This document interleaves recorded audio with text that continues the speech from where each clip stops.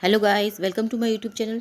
Friends, आज हम MP ADPU interview की सीरीज़ को आगे बढ़ाते हुए कुछ इंपॉर्टेंट प्रावधानों को डिस्कस करने वाले हैं जो कि इंटरव्यू में पूछे जा सकते हैं। जैसे पहला क्वेश्चन है कि जमानत से आप क्या समझते हो, या फिर जमानत क्या है। तो जमानत क्या है?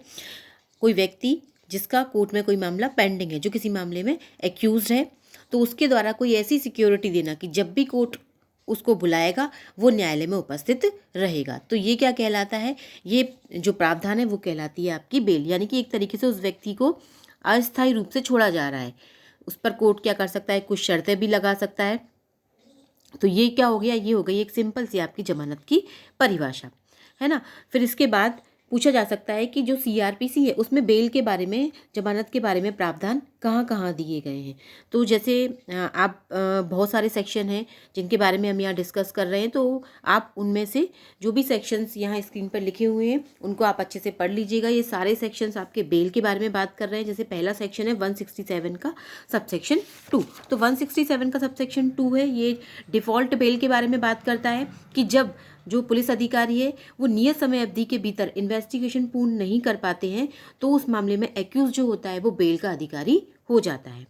दूसरा प्रावधान जो आपके सामने लिखा हुआ है वो सेक्शन है आपका 436। तो 436 सेक्शन ये जमानत के बारे में, जहां किसी एक्यूज को ऐसे अपराध के लिए गिरफ्तार किया गया है जो अजमानती अपराध नहीं है। मीन्स कि उसने कोई नॉन बेलेबल अपराध नहीं किया है, बेलेबल अपराध किया है, तो उस मामले में उसको 436 के तहत बेल ग्रांट की जाती है। नेक्स्ट प्रावधान है आपका 436A। तो जो 436A है इसमें भी बेल के बारे में बात की गई है। तो इसमें कब बेल दी जाती है? तो ये जो सेक्शन है ये कहता है कि अगर कोई व्यक्ति जिसने कोई अपराध किया है और उसने ड्यूरिंग इन्वेस्टिगेशन, इंक्वायरी या ट्रायल की अवधि के दौरान उसने कारावास की अधिकतम अवधि के आधे का निरोध भुगत लिया है, तो उस व्यक्ति को क्या है, न्यायालय बेल दे देंगे। क्योंकि अगर कोई व्यक्ति, मान लो उसने कोई ऑफेंस किया है जिसमें सजा आपकी 5 साल है और अभी उस मामले की ट्रायल कंप्लीट होने में समय है और उसको जेल में रहते रहते ही, है ना, 2.5 साल से ज़्यादा का समय निकल गया है, तो ऐसी स्थिति में न्यायालय क्या कर देंगे, उसको फिर बेल दे देंगे। इसके बाद नेक्स्ट है आपका 437 का सबसेक्शन 1। तो ये नॉन बेलेबल ऑफेंस की बात करता है कि नॉन बेलेबल जो ऑफेंस है उनमें बेल दी जाएगी कोर्ट के द्वारा। तो ये कोर्ट का विवेक अधिकार है कि कोर्ट उसमें बेल दे या फिर ना दे, क्योंकि 436 जो सेक्शन है वहाँ पर तो एक्यूज का एक तरीके से राइट है, वो अपना, है ना, अधिकार है उसका, वो क्या कर सकता है जमानत के लिए, है ना, अपने अधिकार को यूज़ कर सकता है और कोर्ट उसको जमानत देगा ही देगा। लेकिन 437 जो है आपका वो नॉन बेलेबल ऑफेंस की बात करता है। तो यहाँ न्यायालय का विवेक अधिकार है, अगर कोर्ट को लगता है कि उस मामले में कोर्ट को बेल ग्रांट करनी चाहिए तो ही कोर्ट बेल देगा, अदरवाइज नहीं। इसके बाद नेक्स्ट सेक्शन है आपका 437 का सबसेक्शन 2।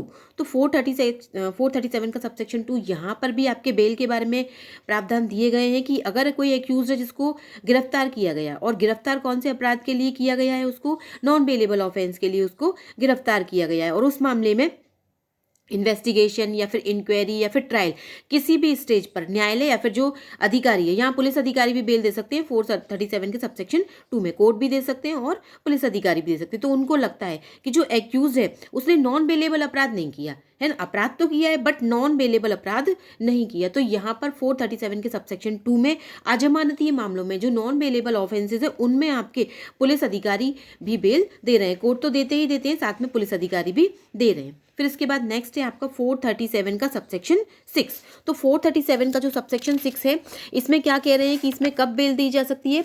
तो इसमें ये कहा गया है कि अगर कोई मामला मजिस्ट्रेट द्वारा ट्रायल बाय है, मजिस्ट्रेट द्वारा उस मामले का विचारण किया जाना है, और ऐसे व्यक्ति जिसके ऊपर जिसका कोई केस चल रहा है मजिस्ट्रेट के सामने, है ना, तो उस व्यक्ति के द्वारा अजमानती अपराध का वो अभियुक्त है और उस केस में साक्ष्य देने के लिए जो डेट आपकी फिक्स की गई है, साक्ष्य देने के लिए नियत प्रथम तारीख से 60 दिन की अवधि के भीतर अगर विचारण पूरा नहीं हो रहा है तो फिर उस मामले में क्या कर देंगे, मजिस्ट्रेट बेल दे देंगे। तो ये बात भी आपको याद रखनी है।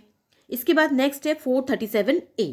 तो 437A जो सेक्शन है ये भी आपकी एक तरीके से जमानत के बारे में बात कर रहा है कि क्या होता है कि जब कोई मामला आपकी अंतिम स्टेज पे चल रहा है, लास्ट स्टेज पे चल रहा है, और उस मामले में लग रहा है कि अपील की जाएगी अभियोजन के द्वारा, तो न्यायालय जो ट्रायल कोर्ट है, साथ ही साथ यहाँ पर अपीलांट कोर्ट भी क्या कर सकते हैं, बेल बॉन्ड भरवा सकते हैं। तो 437A जो सेक्शन है वो भी क्या कर रहा है, आपकी बेल की बात कर रहा है। और ये जो कोर्ट के द्वारा जमानत पत्र और जो बॉन्ड निष्पादित किए जाते हैं वो 6 मंथ तक क्या रहते हैं, प्रवर्त रहते हैं।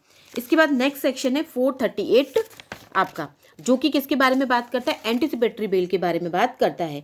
तो अजमानतीय अपराध में अगर किसी व्यक्ति को अजमानतीय अपराध के अभियोग में अगर उसको गिरफ्तार होने की आशंका है तो ऐसी स्थिति में वो क्या कर सकता है, एंटिसिपेटरी बेल के लिए अप्लाई कर सकता है। तो एक ये प्रावधान हो गया बेल का। इसके बाद अगला सेक्शन है 439। तो जो 439 सेक्शन है आपका, ये भी बेल के बारे में बात करता है कि जो आपके हाई कोर्ट और सेशन न्यायालय है उनकी स्पेशल पावर्स दी गई हैं कि वो किसी भी एक्यूज्ड को, जिसका किसी न्यायालय में कोई भी मामला चल रहा है तो उसमें वो क्या कर सकते हैं, उस एक्यूज्ड को बेल दे सकती हैं। तो एक ये सेक्शन हो गया आपका 439। तो ये सारे के सारे जो सेक्शंस हैं, ये सब के सारे के सारे जो सेक्शन हैं, ये सब के सब किसके बारे में बात कर रहे हैं, ये सब के सब आपके बात कर रहे हैं बेल के बारे में। और एक टर्म और पूछा जा सकता है, अंतरिम जमानत यानी कि इंटरिम बेल। इंटरिम बेल जो होती है वो किसको कहा जाएगा, तो इंटरिम बेल यहाँ पर आपको कहीं पर भी किसी सेक्शन में नहीं दिखाई देगी। प्रैक्टिकल का सब्जेक्ट एक तरीके से कोर्ट में चलता है। तो ये क्या होता है कि जब भी कोई आवेदन है जो न्यायालय के सामने